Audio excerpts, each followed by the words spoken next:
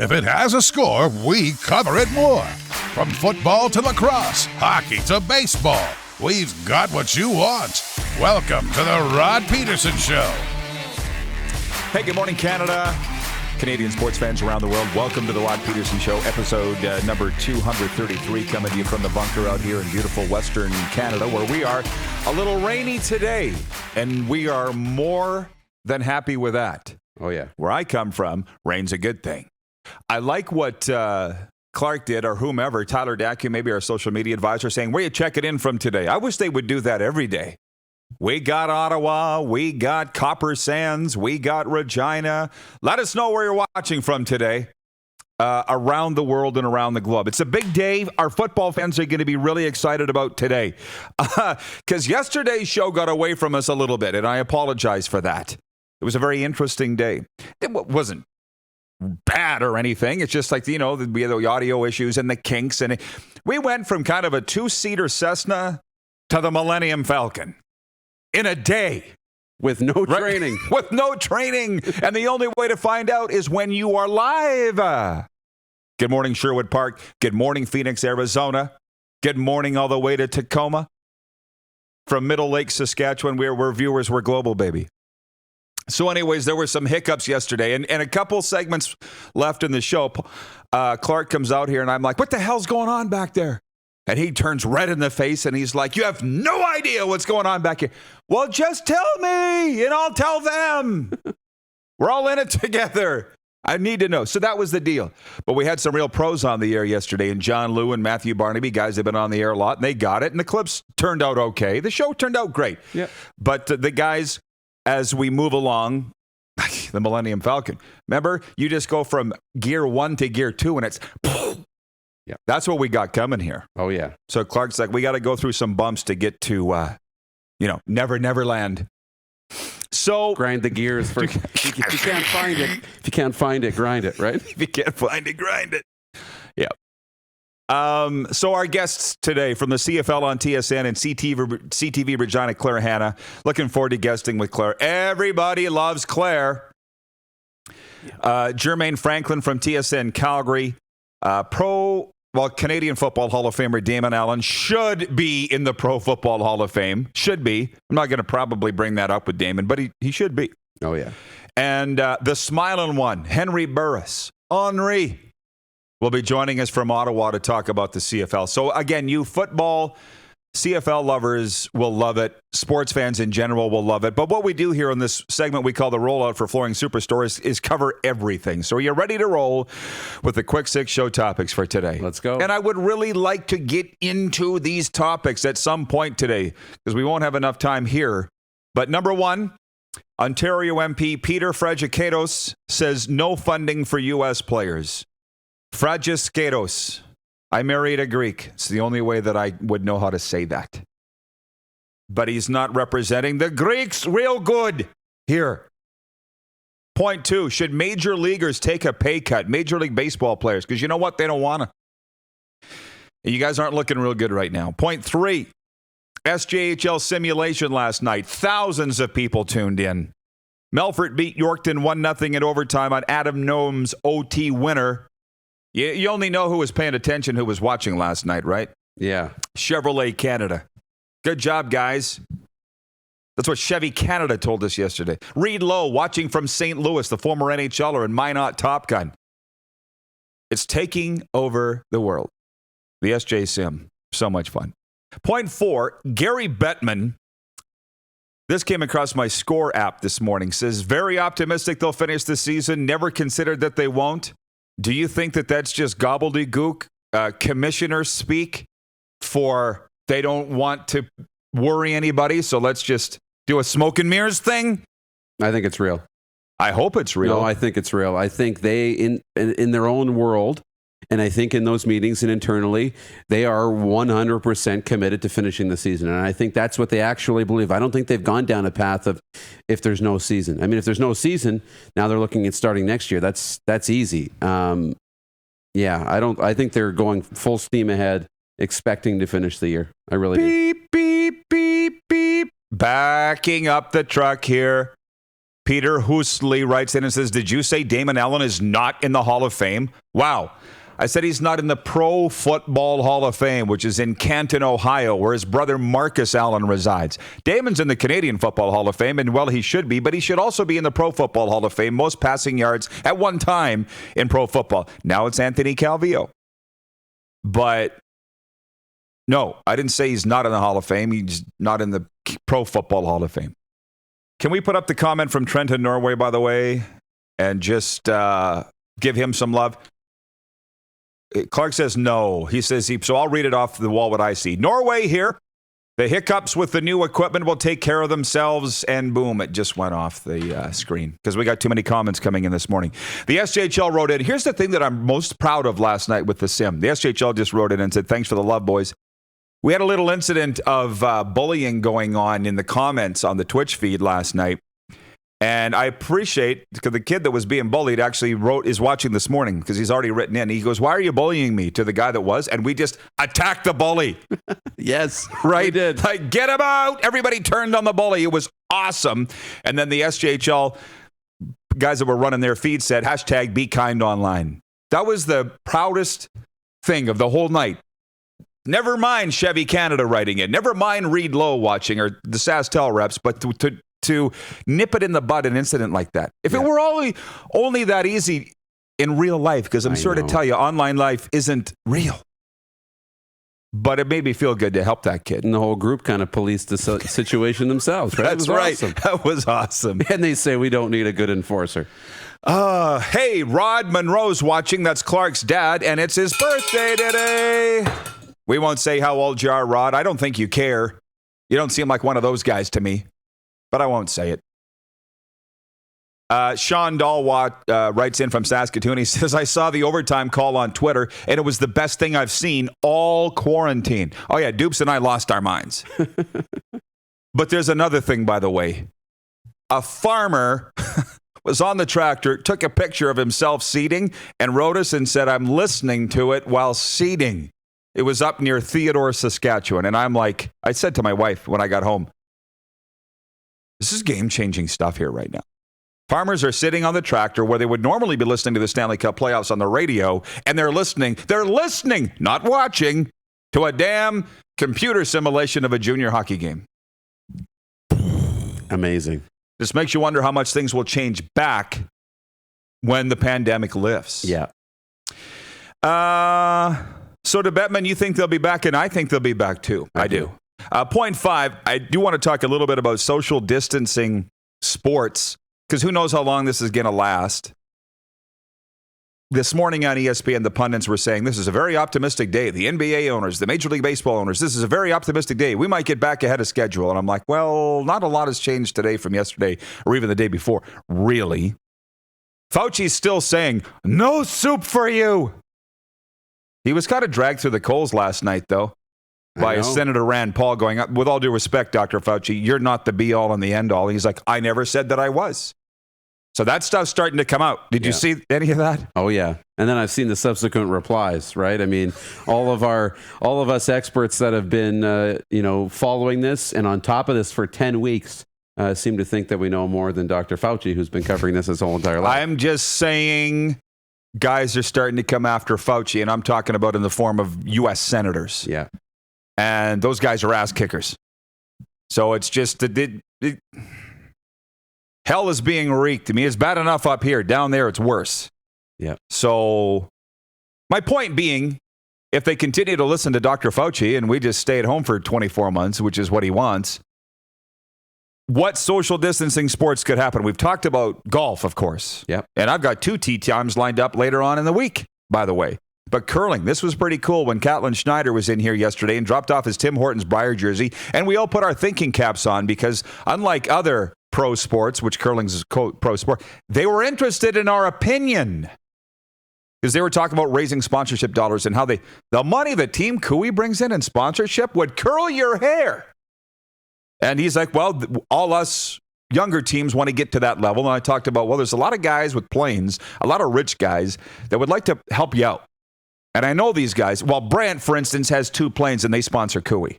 So at the end of the day, if they wanted to fly around Team Cooey, we got guys that I know that would fly around Team Dunstone. Oh, yeah. Right? So can you curl amid social distancing? I think so. I would think so. There's ways to make that happen.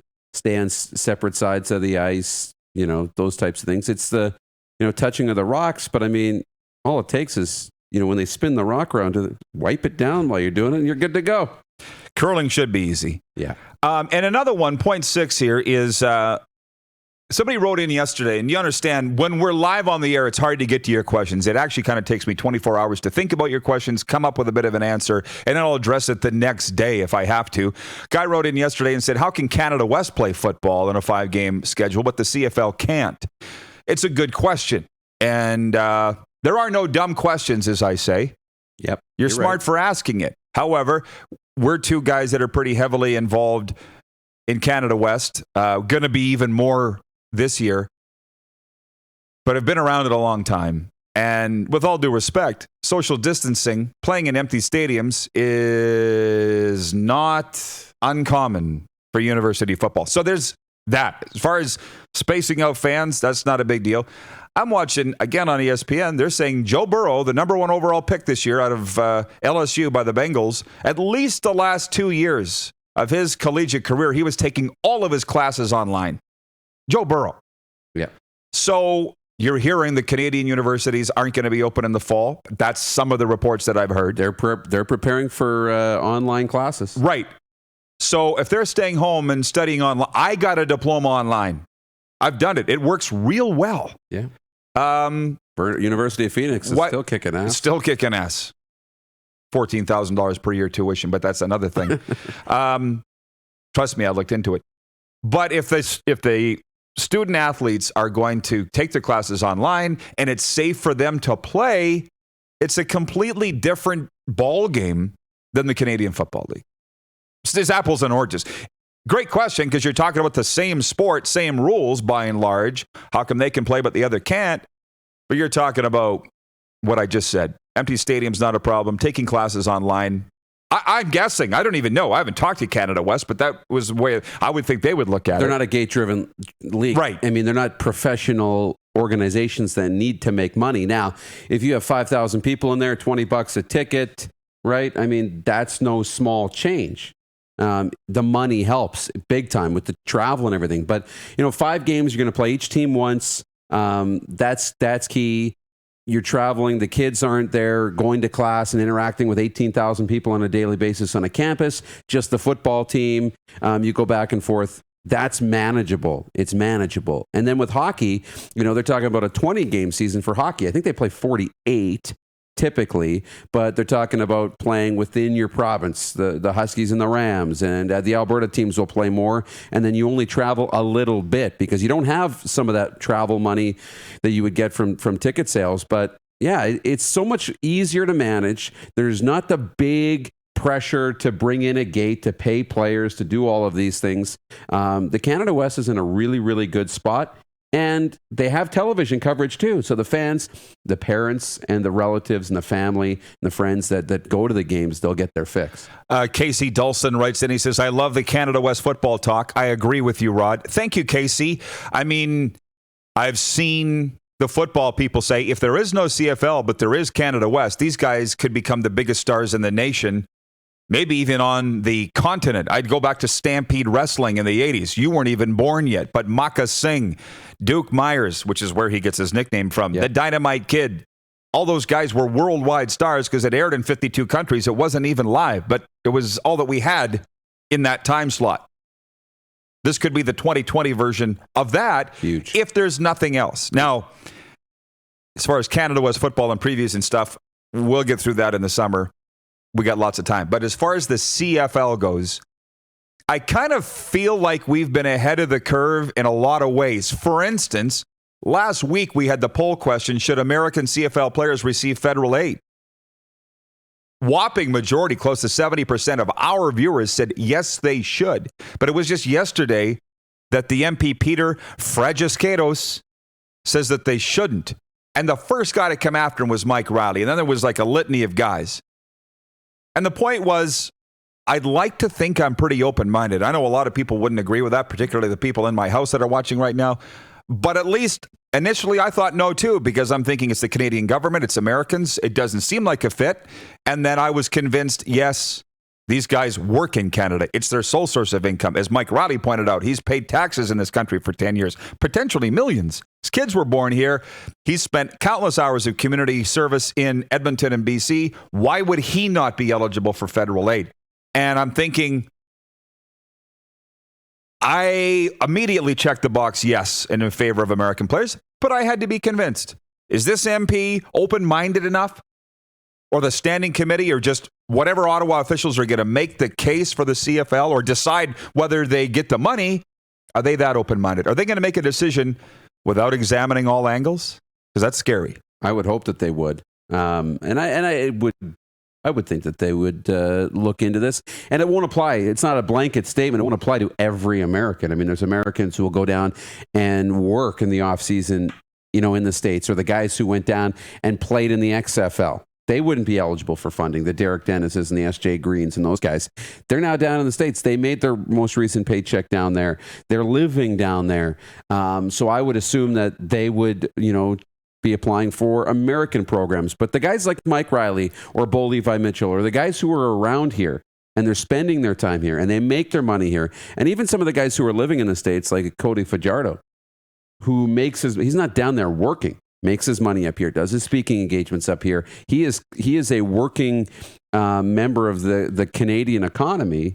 He should be eligible for sure. Anonymous texter from the 550 writes in on the Prairie Mobile text line. He says, "Hi, the live stream is playing yesterday's show, which I warned the boys of before the show. I hope." Oh, Clark tells me it's been fixed. I was just going to say, sit tight. That's why I wanted to put out what should I say? Not the caveat, the disclaimer at the start of the show that we got some bugs here. If you notice, everything's new around here. So be patient. As long as I know that they're on it, I'm fine. Yeah. Which they will get on it. But maybe the guy jumped on the Facebook stream. But in the time we have left here, before we bring on Claire Hanna, I do think we need to start thinking about the next CFL. I'm not willing to spend a whole day on this, but it is a fun conversation. Because if you say they don't get any federal money, because Ottawa is saying all these other leagues are going to be lined up behind the CFL. They already think the Americans shouldn't get the money. Like, it's not looking good. So you're talking about a GoFundMe campaign, which the whole world donated to the Humboldt Broncos, and that was still $15 million. Thanks to all that donated. 15. 1.5. Wow. That's not going to get you too far in the We're talking a lot of money is going to need to be raised in this country or on this planet if enough people care to save the CFL. So let's say that happens and we do the telethons and we raise enough money and it continues. You're going to have to go to a situation where quarterbacks like the XFL, nobody had a problem that the quarterback signed for $500,000 per player. Everybody else signed for $75,000. That was a socialist communist setup. Nobody cared. That's what it's going to have to be in the CFL. And we can't have commissioner making $500,000, $750,000, or $1 million a year. I've heard it's $1 million that Ambrosi makes. I don't know if that's true or not. That's the rumor. We can't have team presidents making $500,000. We can't have general managers, I'm sorry, making $350,000 a year. It's going to have to be finite set amounts, set your salary cap accordingly, and get your costs in line. Because the more people are finding out about CFL dollars and cents, the less they like the way it is right now. You're absolutely right. And it's the one thing that we've done really well in this country. One of lots of things that we've done well.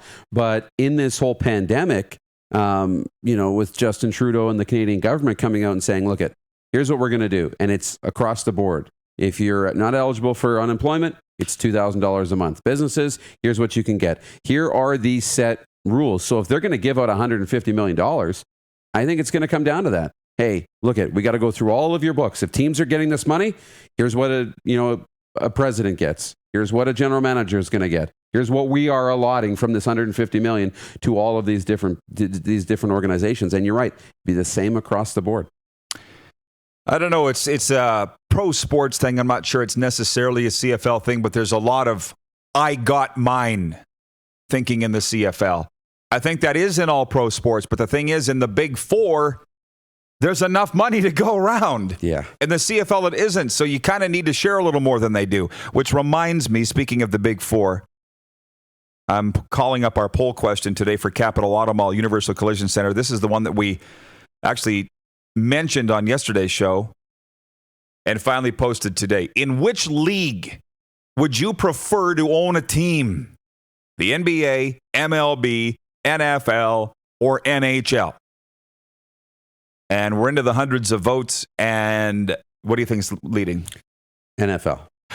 I would want the NFL. You wanted the NFL. Clark says he'd like to own a Major League Baseball team.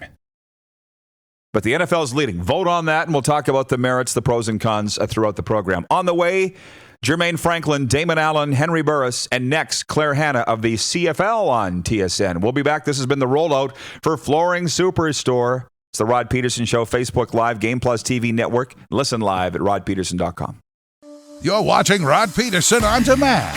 For more of the Rod Pedersen Show, visit rodpedersen.com or follow Rod Pedersen on social media.